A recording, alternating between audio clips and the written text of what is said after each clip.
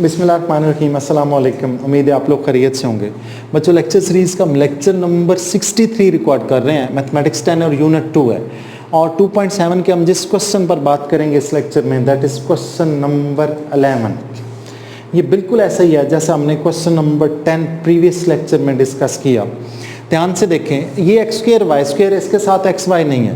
ये x square है, Y square है, एक साइड पर 0 और साथ एक्स वाई है, तो इसकी मिड टर्म ब्रेक होगी। बिल्कुल उसी तरह का सीक्वेंस है जैसे हमने क्वेश्चन नंबर 10 में किया। अगर आपने वो लेक्चर नहीं देखा तो पहले वो लेक्चर देखिएगा, फिर इस लेक्चर पर आइएगा। अच्छा जी, मैंने लिखा सॉल्यूशन। मैं लिखूंगा from equation 2 mid term break करने लगा। 12 3 कितना होता है 36।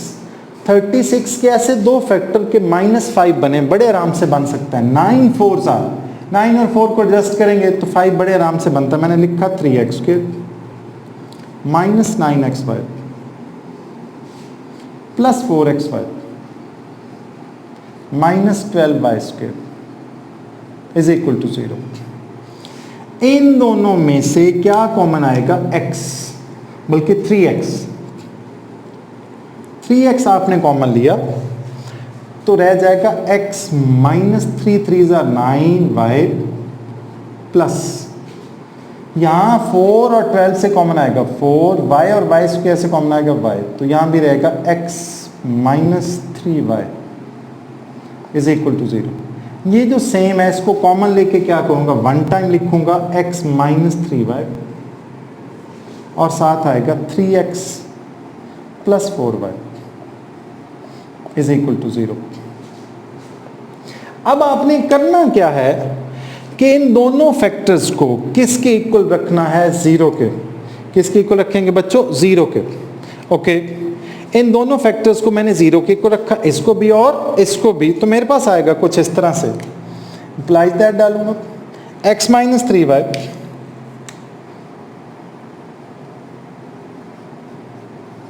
और साथ लिखूंगा और 3x प्लस 4y। यहां से दो इक्वेशन बनाऊंगा, इक्वेशन नंबर 3 और इक्वेशन नंबर 4, बिल्कुल ऐसे जैसे कि हमने प्रीवियस क्वेश्चंस में किया था। रेड मार्कर ले लूं जरा मैं, शायद जरूरत पड़े। अच्छा जी, तो हमने x is equal to 3y लिखा,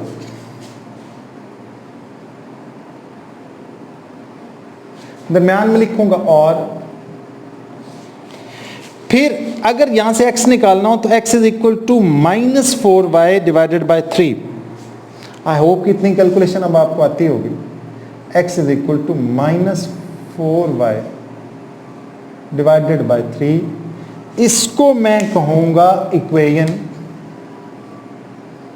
3 और इसको कहूंगा इक्वेशन 4। अब ये दो इक्वेशन ऐसी बनी हैं जिन पर हम अक्सर बात करते होते हैं, इंपॉर्टेंट इक्वेशन है। ये देखें, दोबारा से देख लें। -3y था, उधर जाकर क्या हो गया 3y, और x इज इक्वल टू, अगर आपने x निकालना है इधर +4y, उधर जाकर -4y, 3 मल्टीप्लाई हो रहा था, उधर जाकर क्या हो गया डिवाइड। अब ये दोनों वैल्यूज आपने इक्वेशन, ये दोनों जो आपने फैक्टर्स सॉल्व किए हैं, ये आपने कहां से सॉल्व किया? इक्वेशन 2 से। ओके, अगर इक्वेशन 2 से आपने सॉल्व किए हैं तो आपने ये दोनों वैल्यूज बारी बारी किस इक्वेशन में प्लेस करनी है? इक्वेशन 1 में।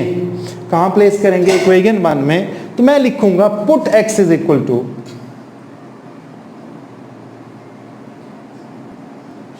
इन इक्वेशन 1, दरम्यान एक लाइन लगा लेंगे, put x is equal to -4y in equation 1। जी, इक्वेशन 1 को ब्लू से लिख रहा हूं। इक्वेशन 1 इज 3x²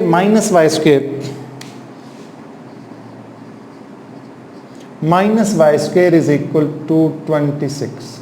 करें जी, x आपने प्लेस करना है 3y इसमें, तो 3 इंटू 3y इसका square -y² is equal to 26 और 3 का स्क्वेयर 9, ये बनेगा 3 into 9y² -y² is equal to 26 27y square minus Y square is equal to 26। I hope आपको इतनी कैलकुलेशन आती होंगी। 9 3 are 27, 27 माइनस 1 तो 26y square, 26y square is equal to 26 और y square is equal to 1। 26 को 26 पर divide करते हैं, आंसर कितना आता है 1। हमें y स्क्वायर नहीं चाहिए, हमें क्या चाहिए, y चाहिए। तो बोथ साइड पर आपने क्या लेना है, टेकिंग स्क्वायर रूट। हमारे पास आएगा y square is equal to plus minus under root 1। ये स्क्वायर रूट से आपको पता है कैंसिल हो जाया करता है, तो y is equal to plus minus 1। y की उसी तरह से दो वैल्यूज आ गई हैं जैसा कि क्वेश्चन नंबर 10 में आई थी। अब हमने इक्वेशन 1 पे बात की है, इक्वेशन 1 पुट किया तो ये माने यहाँ मैंने इक्वेशन 1 लिखी थी, तो ऑब्वियसली वहां भी इक्वेशन 1 लिखनी पड़ेगी, यही वाली 3x square minus Y square is equal to 26। अब x की वैल्यू कितनी है, माइनस 4y डिवाइडेड बाई 3, तो पुट करें 3 into minus 4y divided by 3 इसका square minus Y square is equal to 26। 3 into minus का स्क्वायर हमेशा प्लस हो जाता है, 4 का square 16y square divided by 9। 3 का स्क्वायर आपको पता है कितना बनता है 9 minus Y square is equal to 26। ठीक, अब 3 1s are 3, 3 3s are 9। Okay, ये कैंसिल हो गया, मेरे पास रह गया 16y स्क्वायर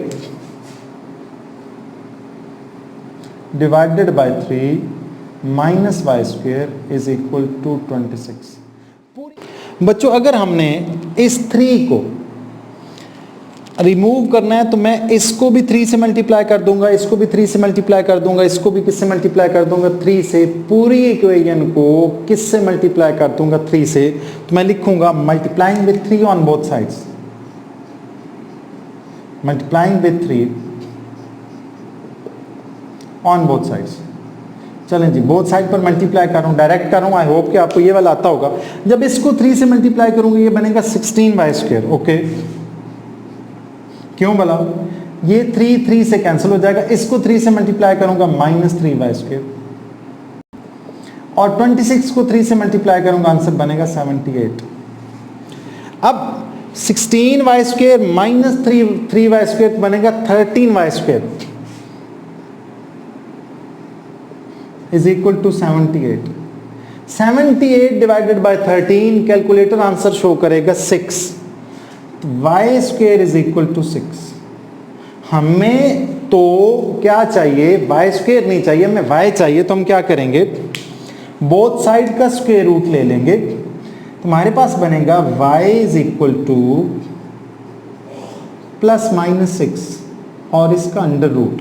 क्यों, जब आप इसका स्क्वायर रूट लेंगे तो आपको पता है स्क्वायर रूट से कट जाएगा और इसके साथ आएगा प्लस माइनस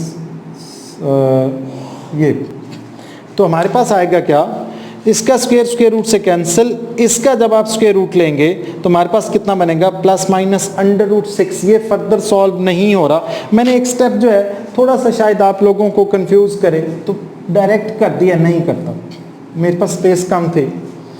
तो इसको ऐसे लिखा जा सकता है y square is equal to 6।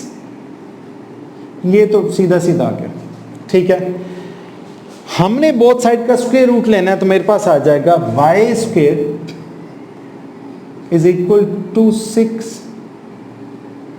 Plus minus और इसका भी स्क्वायर रूट, तो स्क्वायर रूट से क्या हो जाएगा कैंसिल। y किसके इक्वल आएगा, आई होप कि बोर्ड यहां तक नजर आ रहा हो, प्लस माइनस अंडर रूट 6। ये आपके पास y की 2 और वैल्यूज आ गई हैं, इसको हम जरूरत नहीं है। अच्छा जी, हमारे पास y की वैल्यू आई है प्लस माइनस 1 और एक y की वैल्यू है प्लस माइनस अंडर रूट 6। अब ये जो प्लस माइनस 1 दोनों वैल्यूज हैं ये आपने कहां प्लेस करनी है इक्वेशन 3 में, और ये जो दोनों वैल्यूज हैं ये आपने कहां प्लेस करनी है इक्वेशन 4 में। तो हम करेंगे क्या, पहले ये दोनों वैल्यूज जो हैं इक्वेशन 3 में प्लेस कर लेते हैं। मैं लिखूंगा put y is equal to 1 in equation 3, दरम्यान में एक लाइन डाल लूंगा, put y is equal to -1, एक दफा +1 पुट करना है, एक दफा -1, कहां पे, इक्वेशन 3 में, इन इक्वेशन 3। ओके, अब मैं इक्वेशन 3 लिखने लगा हूं, ब्लू से लिख देता हूं। इक्वेशन 3 क्या थी, x is equal to 3y,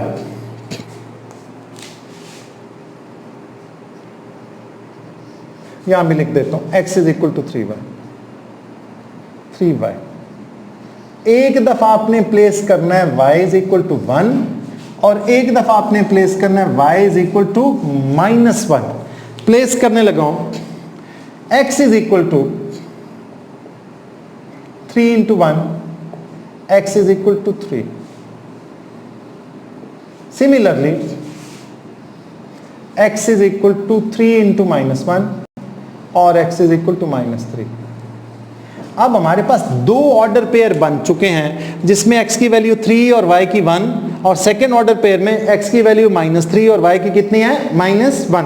तो हम लिखेंगे फर्स्ट ऑर्डर पेयर, रेड से लिख रहा हूं, आपने बोर्ड के पेपर में रेड से नहीं लिखा ना, वरना गड़बड़ हो जाएगी, मैं सिर्फ समझाने के लिए लिखता हूं, ठीक है। फर्स्ट ऑर्डर पेयर और सेकेंड ऑर्डर पेयर,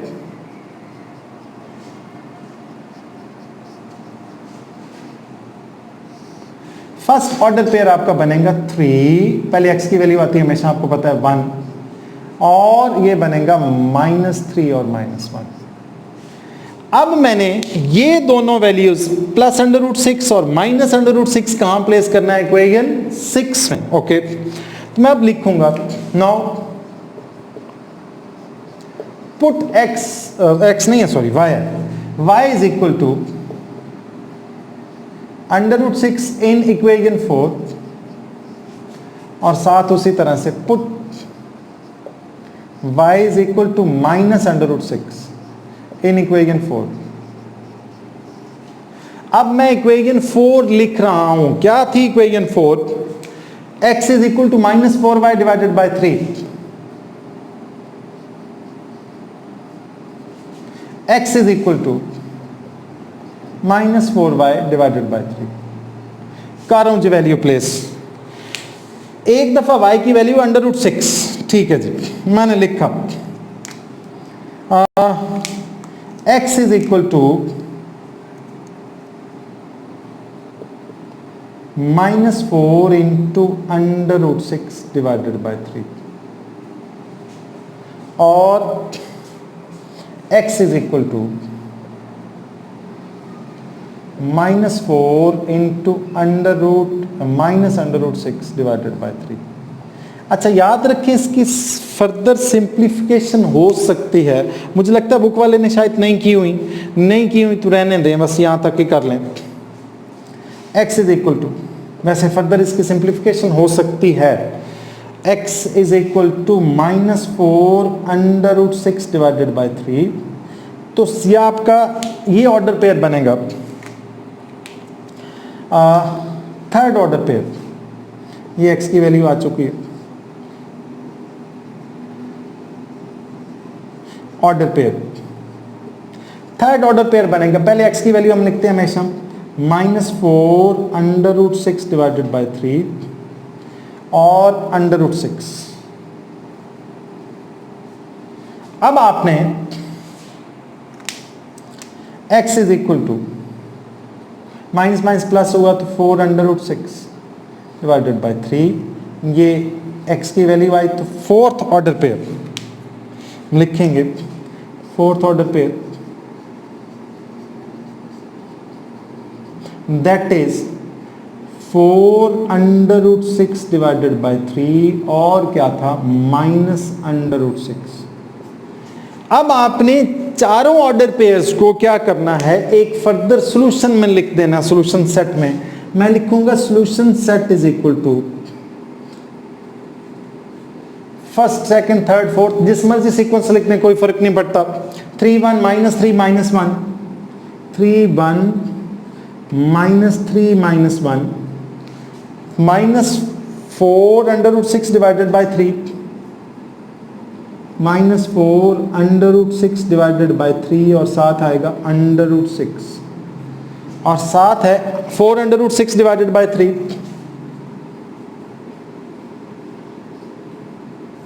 और साथ आएगा -√6। साथ हम क्या लिखेंगे, आंसर। ये आपका क्वेश्चन नंबर जो है 11 कंप्लीट हुआ। इससे रिलेटेड अगर आपका कोई क्वेश्चन है तो आप मुझे कमेंट बॉक्स में कह दीजिएगा, मैं आपको आंसर कर दूंगा। अल्लाह आपका हामी नासिर हो। लेक्चर नंबर 64 में मैं आपको क्वेश्चन 12 करवाता हूँ और फिर आपको कराऊंगा क्वेश्चन 13। वो दोनों आखिरी क्वेश्चन इस एक्सरसाइज के। अल्लाह हाफिज़।